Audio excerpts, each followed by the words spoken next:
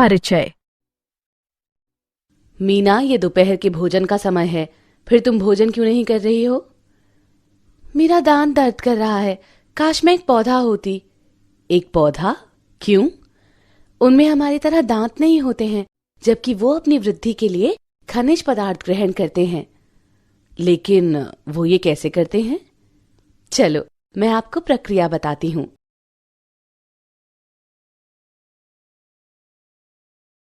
उद्देश्य। इस पाठ के अंत में आप निम्न करने में सक्षम हो जाएंगे: खनिज आयनों के उद्ग्रहण के बारे में जानना, खनिज आयनों के स्थानांतरण को समझना, फ्लोएम परिवहन का वर्णन करना, दाब प्रवाह या सामूहिक प्रवाह की परिकल्पना का वर्णन करना।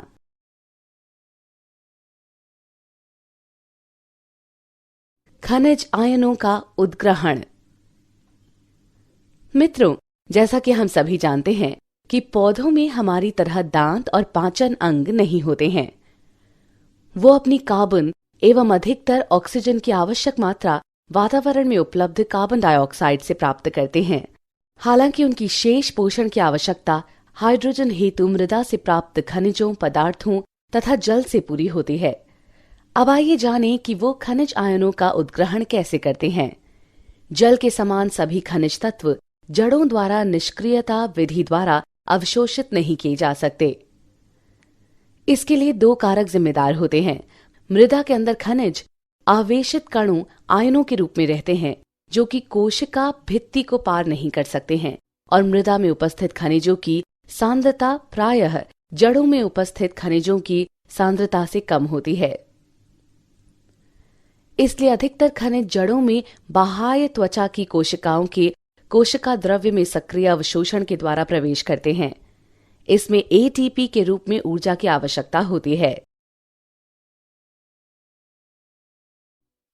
आयनों का सक्रिय उद्ग्रहण जड़ों में जल विभव प्रवणता के लिए आंशिक रूप से जिम्मेदार होता है, और इसलिए परासरण द्वारा जल के उद्ग्रहण के लिए कुछ आयन बाह्य त्वचा कोशिका में निष्क्रिय रूप से भी संचलन करते हैं।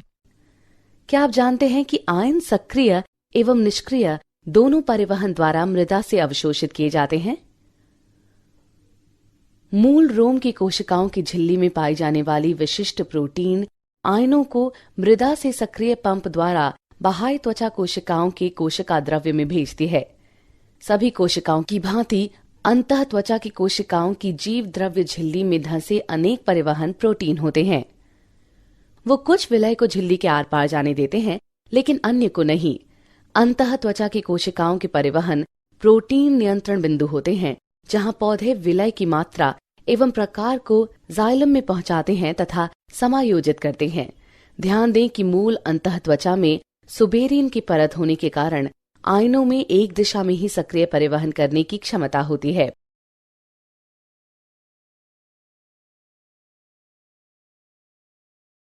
खनिज आयनों का स्थानांतरण। जब आयन सक्रिय या निष्क्रिय उद्ग्रहण से या फिर दोनों की सम्मिश्रित प्रक्रिया के माध्यम से जाइलम में पहुंच जाते हैं, तब उनका परिवहन पादप, तने एवं सभी भागों तक वाष्पोत्सर्जन प्रवाह के माध्यम से होता है। खनिज तत्वों के लिए मुख्य कुंड या सिंक पौधों की वृद्धि का क्षेत्र होता है, जैसे कि शिखाग्र एवं पार्श्व विभाज्योत्तक, तरुण पत्तियां, विकासशील पुष्प, फल एवं बीज तथा भंडारण अंग। खनिज आयनों को जल्दी ही पुनः संघटित विशेष रूप से पुराने जरावस्था वाले भाग से किया जाता है। पुरानी तथा मरती हुई पत्तियां अपने भीतर के खनिजों को नई पत्तियों में निर्यातित कर देती हैं। इसी तरह पत्तियां पर्णपाती वृक्ष में झड़ने से पहले अपने खनिज तत्वों को अन्य भागों को दे देती हैं। जो तत्व प्रायः त्वरित संचालित होते हैं वो हैं फास्फोरस, सल्फर, नाइट्रोजन और पोटेशियम। कुछ तत्व जो कि संरचनात्मक कारक होते हैं, जैसे कि कैल्शियम, इन्हें पुनः संचारित नहीं किया जाता है। इसलिए जाइलम केवल अकार्बनिक पोषकों का परिवहन करता है, जबकि फ्लोएम कार्बनिक पदार्थों का परिवहन करता है। फ्लोएम परिवहन।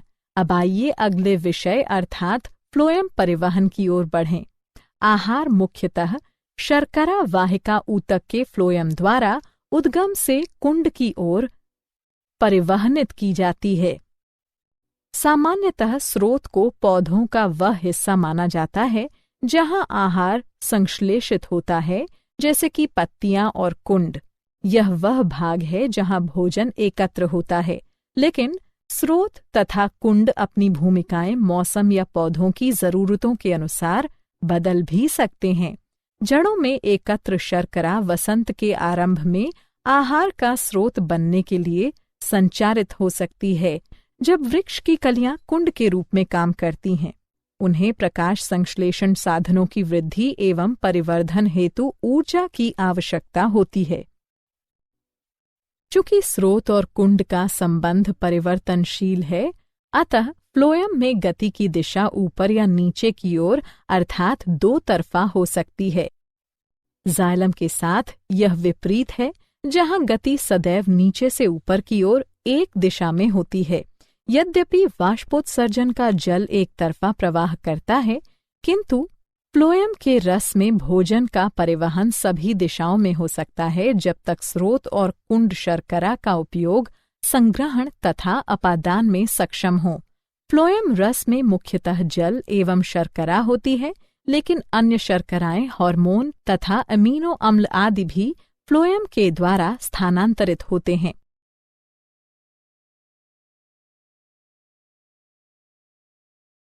दाब प्रवाह या सामूहिक प्रवाह परिकल्पना स्रोत से कुंड की ओर शर्करा के स्थानांतरण के लिए उपयोग की जाने वाली स्वीकृत क्रियाविधि दाब प्रवाह या सामूहिक प्रवाह परिकल्पना कहलाती है। जैसे ही स्रोत पर ग्लूकोज संश्लेषित होता है, यह शर्करा एक डाइसैकेराइड में बदल दिया जाता है।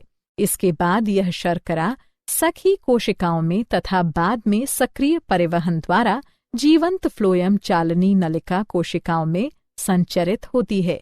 स्रोत पर लदान की यह प्रक्रिया फ्लोएम में एक अति परासारी अवस्था को पैदा कर देता है।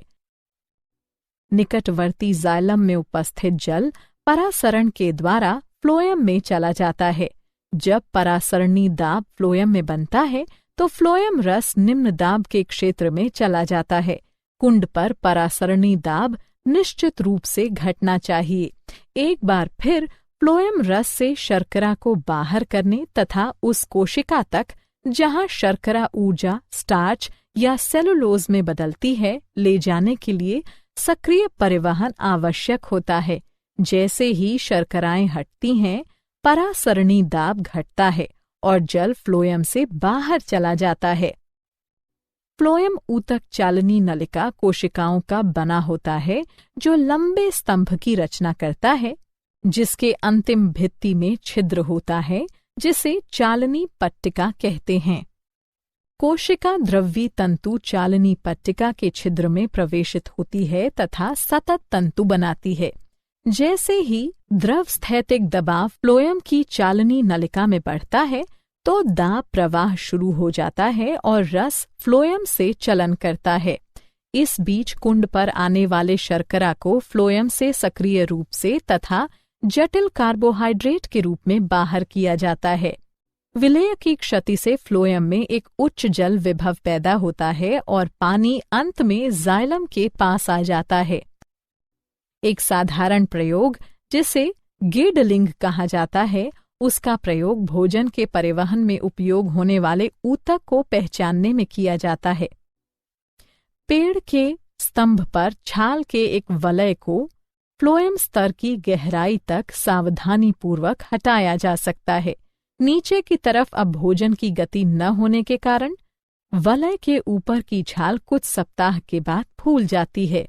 यह साधारण प्रयोग दर्शाता है कि फ्लोएम ऊतक भोजन के स्थानांतरण के लिए उत्तरदायी है तथा परिवहन की दिशा एक दिशीय है, अर्थात मूल की तरफ।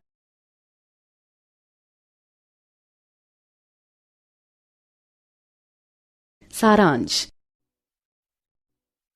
आइए हमने जो कुछ सीखा है उसे संक्षेप में दोहराएं। अधिकतर खनिज जड़ों में बाह्य त्वचा की कोशिकाओं के कोशिका द्रव्य में सक्रिय अवशोषण के द्वारा प्रवेश करते हैं। इसमें एटीपी के रूप में ऊर्जा की आवश्यकता होती है। आयन सक्रिय एवं निष्क्रिय दोनों परिवहन द्वारा मृदा से अवशोषित किए जाते हैं। मूल रोम की कोशिकाओं की झिल्ली में पाई जाने वाली विशिष्ट प्रोटीन आयनों को मृदा से सक्रिय पंप द्वारा बाह्य त्वचा कोशिकाओं के कोशिका द्रव्य में भेजती है। अंतः त्वचा की कोशिकाओं के परिवहन प्रोटीन नियंत्रण बिंदु होते हैं, जहां पौधे विलेय की मात्रा एवं प्रकार को जाइलम में पहुंचाते तथा समायोजित करते हैं। जब आयन सक्रिय या निष्क्रिय उद्ग्रहण माध्यम से जाइलम में पहुंच जाते हैं, तब उनका परिवहन पादप तने एवं सभी भागों तक वाष्पोत्सर्जन प्रवाह के माध्यम से होता है। खनिज तत्वों के लिए मुख्य कुड सिंक पौधों की वृद्धि का क्षेत्र होता है, जैसे कि शिखाग्र एवं पार्श्व विभाज्यों तक, तरुण पत्तियां, विकासशील पुष्प, फल एवं बीज तथा भंडारण अंग।